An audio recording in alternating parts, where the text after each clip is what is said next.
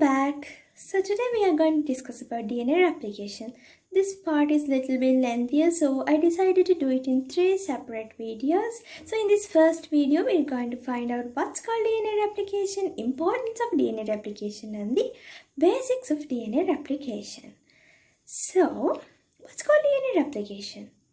It sounds very simple. It's the process of copying one DNA molecule to produce 2 identical copies of that. So that means first we have one DNA molecule. So after the process of replication, we're going to have 2 identical copies of that. So that's all. Then we also have to know that the process, the steps in the process of DNA replication is almost similar in both eukaryotes and prokaryotes.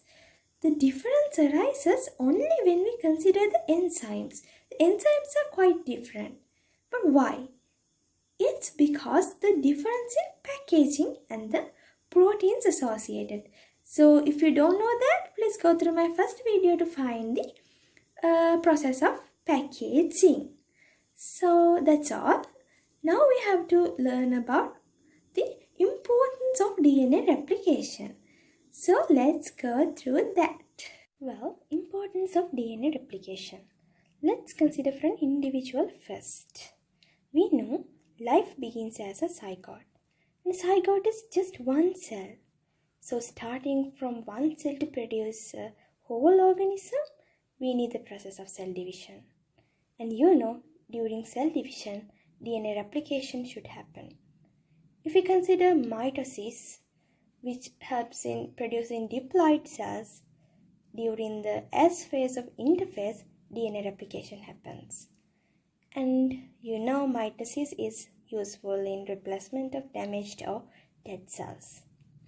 Next, if we consider the importance for a species, we know for the existence of a species, reproduction is essential. And reproduction can be either sexual or asexual. In asexual reproduction, offsprings are identical to the parent. So mitosis is particularly used there. And if we consider sexual reproduction, meiosis is compulsory there. And even before meiosis 1, DNA replication happens. Also, I hope you can remember during my first video, I told you that DNA replication is like 100% error-free. But still there is a chance for having little errors. But remember, these errors can be mostly harmful, but also they can be favorable. Such favorable errors would produce favorable variations, and favorable variations leads evolution. So that's very important for a species. Okay, now it's the time to learn the basics of DNA replication. Here, as the first thing, I've mentioned that DNA replication is semi-conservative. What's that? Here, this is already existing DNA molecule. We call it a parent DNA molecule. And the 2 strands are called template strands because they act as templates for making 2 new DNA molecules. So in each of the 2 new molecules, 1 strand is from the parent molecule. So I think you can understand that after making 2 of these new molecules, this will be no longer existing, right? So that means only 2 strands are brand newly produced. So that's why we call it semi-conservative. It's not totally conservative. After making 2 new strands, the older strand is no longer existing. Okay.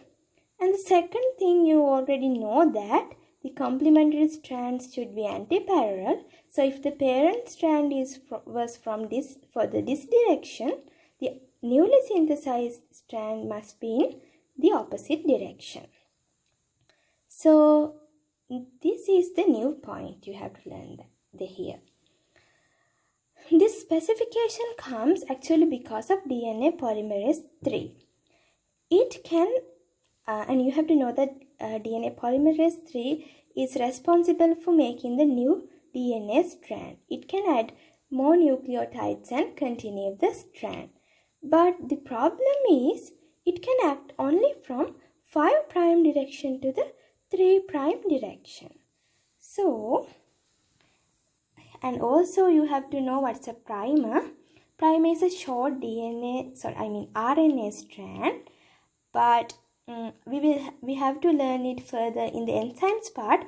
Until then, you have to remember that primer is an essential element for starting a new DNA strand.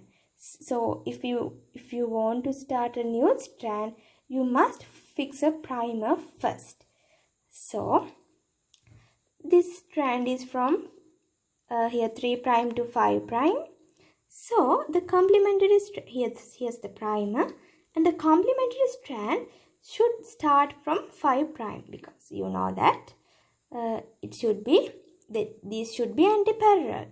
So this is 5', and as I told, DNA polymerase has no obstacle of continuing a strand from 5' to 3'. So new strand will be grown without any problem. Okay, it will continue to grow from here to all over the DNA molecule, which comes so long here. But the problem comes when you come to here.